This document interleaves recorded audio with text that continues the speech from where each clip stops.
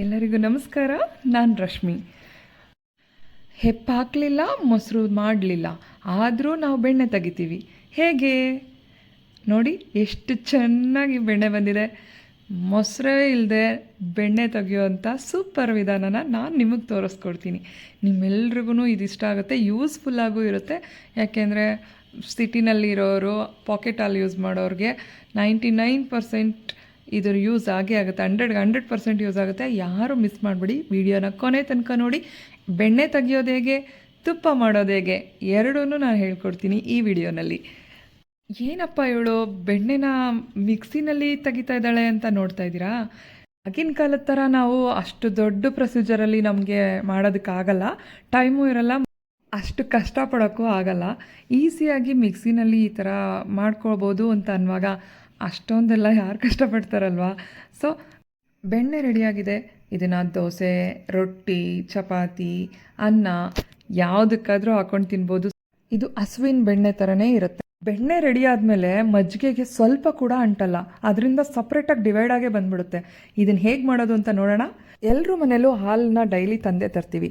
ಹಾಲನ್ನ ಕಾಯಿಸಿ ಒಂದು ಸ್ವಲ್ಪ ಹೊತ್ತು ತಣ್ಣಗಾಗೋದಕ್ಕೆ ಫ್ರಿಜ್ಜಲ್ಲಿ ಇಟ್ಬಿಡಿ. ಒಂದು 2 hours ಇಟ್ಟರೆ ನೋಡಿ, ಇಷ್ಟು ತಿಕ್ಕಾಗಿರೋ ಅಂಥ ಲೇಯರಲ್ಲಿ ನಮಗೆ ಕೆನೆ ಸಿಗುತ್ತೆ.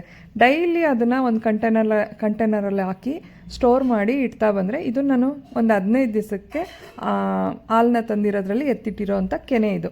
ಈ ಥರ ಸ್ಟೀಲ್ ಬಾಕ್ಸಲ್ಲಿ ಹಾಕಿ ಎತ್ತಿಟ್ಕೊಳ್ಳಿ. ಪ್ಲಾಸ್ಟಿಕ್ ಬಾಕ್ಸಲ್ಲಿ ಹಾಕಬೇಡಿ, ಏನಾದರೂ ರಿಯಾಕ್ಟ್ ಆಗೋ ಚಾನ್ಸಸ್ ಇರುತ್ತೆ. ಅದರಿಂದ ಸ್ಟೀಲ್ ಬಾಕ್ಸಲ್ಲೇ ಹಾಕಿ ಈ ಥರ ಕ್ಲೀನಾಗಿ ಕ್ಲೋಸ್ ಮಾಡಿ ಫ್ರಿಜ್ಜಲ್ಲಿ ಎತ್ತಿಟ್ಕೊಳ್ಳಿ. ಒಂದು 15 ದಿನ ಆದಮೇಲೆ ಒಂದು ಸಲ ಇದನ್ನು ನಾವು ಬೆಣ್ಣೆ ತಕ್ಕೋಬೋದು. ಈಗ ಒಂದು ಮಿಕ್ಸಿ ಜಾರ್ಗೆ ನಾನು ಮೊದಲು ಇದನ್ನೆಲ್ಲ ಏನು ಸ್ಟೋರ್ ಮಾಡ್ಕೊಂಡಿದ್ವಲ್ಲ ಕೆನೆ, ಅದನ್ನು ಪೂರ್ತಿಯಾಗಿ ಒಂದು ಮಿಕ್ಸಿ ಜಾರ್ಗೆ ಹಾಕ್ಕೊತಾ ಇದ್ದೀನಿ. ಇದನ್ನು ಪೂರ್ತಿಯಾಗಿ ಮಿಕ್ಸಿ ಜಾರ್ಗೆ ಹಾಕ್ಕೊಂಡ ನಂತರ ಇದನ್ನು ಮೊದಲು ಒಂದು ರೌಂಡು ರುಬ್ಕೊಂಬಿಡಿ.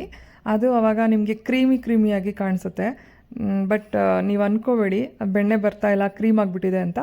1-2 ನಿಮಿಷ ಹಿಂಗೆ ಒಂದು ಸತಿ ಡರ್ ಅಂತ ಹಿಂಗೆ ಆನ್ ಆಫ್ ಮಾಡಿ ಫುಲ್ಲು ಲಾಂಗಲ್ಲೆಲ್ಲ ಆನ್ ಮಾಡಬೇಡಿ. ಆಮೇಲೆ ನೆಕ್ಸ್ಟು ಒಂದು ಅರ್ಧ ಲೋಟ ನೀರು ಹಾಕ್ಕೊಳ್ಳಿ. ಇದಕ್ಕೆ ಅರ್ಧ ಲೋಟ ನೀರು ಹಾಕ್ಕೊಂಡು ಮತ್ತೆ ಅದೇ ಥರ ಆನ್ ಆ್ಯಂಡ್ ಆಫ್ ಮಾಡಿ.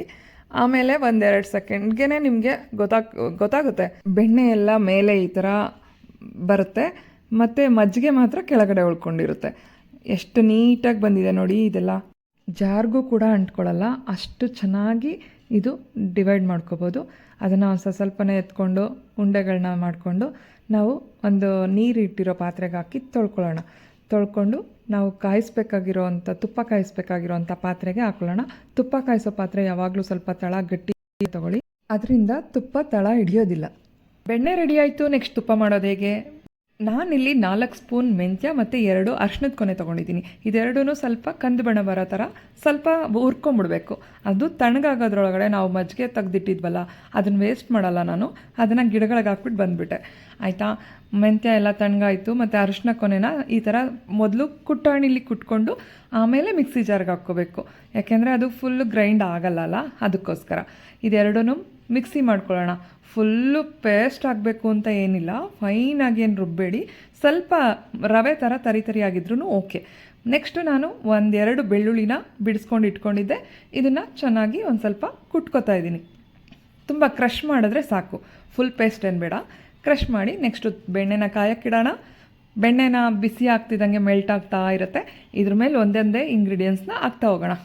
ಮೊದಲು ನಾವು ಕುಟ್ಕೊಂಡಿರೋವಂಥ ಬೆಳ್ಳುಳ್ಳಿನ ಹಾಕ್ತಾಯಿದ್ದೀನಿ. ಬೆಳ್ಳುಳ್ಳಿ ನಂತರ 1 ಇಂಚು ಚಕ್ಕೆ ತೊಗೊಂಡಿದ್ದೀನಿ, ಆ ಚಕ್ಕೆನೂ ಹಾಕ್ತಾಯಿದ್ದೀನಿ. ನೆಕ್ಸ್ಟು ಒಂದು 3 ಏಲಕ್ಕಿ, 3 ಲವಂಗ, ಮತ್ತು ನಾವು ಮಾಡಿಟ್ಕೊಂಡಿದ್ವಲ್ಲ ಮೆಂತ್ಯ ಪೌಡರು, ಇದನ್ನು 1 ಸ್ಪೂನ್ ಹಾಕ್ತಾಯಿದ್ದೀನಿ ನಾನು. ಇದನ್ನು ಸ್ಟೋರ್ ಮಾಡಿ ಇಟ್ಕೋಬೋದು, ಎಷ್ಟು ವರ್ಷ ಆದರೂ ಹಾಳಾಗಲ್ಲ. ನೆಕ್ಸ್ಟು ನಾನು ಸ್ವಲ್ಪ ಉಪ್ಪನ್ನ ಹಾಕ್ತಾಯಿದ್ದೀನಿ, ಸ್ವಲ್ಪ ರುಚಿಗೆ ಒಂದು ಸ್ವಲ್ಪ ಉಪ್ಪನ್ನ ಹಾಕ್ಕೋತೀನಿ. ಇಷ್ಟನ್ನು ಹಾಕಿ 1 ಸ್ಪೂನಲ್ಲಿ ಚೆನ್ನಾಗಿ ಮಿಕ್ಸ್ ಮಾಡ್ಕೊಳ್ಳಿ. ಯಾಕೆಂದರೆ ಮೆಂತ್ಯ ಮತ್ತು ಬೆಳ್ಳುಳ್ಳಿ ಎಲ್ಲ ಹಾಕಿರ್ತೀವಲ್ಲ, ತಳ ಹತ್ತಬಾರ್ದು ಅಂತ ಸ್ವಲ್ಪ ಮಿಕ್ಸ್ ಮಾಡ್ಕೊಳ್ಳೋಣ. ಮತ್ತು ಈ ಯಾವುದೇ ಕಾರಣಕ್ಕೂ ನೀವು ಇದನ್ನು ಲೋ ಫ್ಲೇಮಲ್ಲೇ ಮಾಡ್ಕೋಬೇಕು, ಹೈ ಫ್ಲೇಮಲ್ಲಿ ಯಾರೂ ಮಾಡಬೇಡಿ. ಆದಷ್ಟು ಲೋ ಫ್ಲೇಮಲ್ಲೇ ಬೆಣ್ಣೆನ ಕಾಯಿಸ್ಕೋಬೇಕು. ತುಪ್ಪ ರೆಡಿ ಆಗೋವರೆಗೂ ಲೋ ಫ್ಲೇಮಲ್ಲೇ ಇರಬೇಕು. ಈ ಥರ ಒಂದು 5 ನಿಮಿಷ ಕುದಿಯೋಕೆ ಇಟ್ಕೊಂಡ್ರೆ ಈ ಮೇಲ್ಗಡೆ ಇರೋ ನೊರೆ ಎಲ್ಲ ಹೋಗಿರುತ್ತೆ. ನೆಕ್ಸ್ಟು ನಾವು ಅದನ್ನು ಚೆಕ್ ಮಾಡೋದು ಹೆಂಗೆ ಅಂದರೆ ಒಂದೆರಡು ಹನಿ ನೀರನ್ನ ಅನಗಿಸಿದ್ರೆ ಸಾಕು, ಅದು ಚಿಟಪಟ ಅನ್ನಬೇಕು. ಆವಾಗ ತುಪ್ಪ ರೆಡಿಯಾಗಿದೆ ಅಂತ. ಆಫ್ ಮಾಡಿ ಸ್ವಲ್ಪ ತಣ್ಣಗಾಗಕ್ಕೆ ಬಿಡಿ. ಆಮೇಲೆ ಒಂದು ಗ್ಲಾಸ್ ಕಂಟೈನರಲ್ಲಿ ಇದನ್ನು ಸ್ಟೋರ್ ಮಾಡಿಟ್ಕೊಳ್ಳಿ. ಈ ಮೆಂತ್ಯ ಗಷ್ಟನ ನಾವು ಚಿತ್ರಾನ್ನಕ್ಕೆ, ಉಪ್ಸಾರಿಗೆ, ಪಲಾವ್ಗೆ ಎಲ್ಲವಕ್ಕೂ ಬಳಸ್ಕೋಬೋದು. ನೋಡಿದ್ರಲ್ಲ ಎಷ್ಟು ಸುಲಭವಾಗಿ, ಎಷ್ಟು ಚೆನ್ನಾಗಿ ನಮ್ಮನೇಲೆ ಹೋಮ್ಮೇಡ್ ತುಪ್ಪ ಬೆಣ್ಣೆ ಎರಡೂ ರೆಡಿ ಮಾಡ್ಕೋಬೋದು ಅಂತ. ಈ ವಿಡಿಯೋ ನಿಮ್ಮೆಲ್ಲರಿಗೂ ಇಷ್ಟ ಆಗಿರುತ್ತೆ ಅಂದ್ಕೊಳ್ತೀನಿ. ಇನ್ನೊಂದು ಹೊಸ ಅಡುಗೆಯ ಜೊತೆ ಮುಂದಿನ ವಿಡಿಯೋದಲ್ಲಿ ಸಿಗೋಣ. ನಮಸ್ಕಾರ.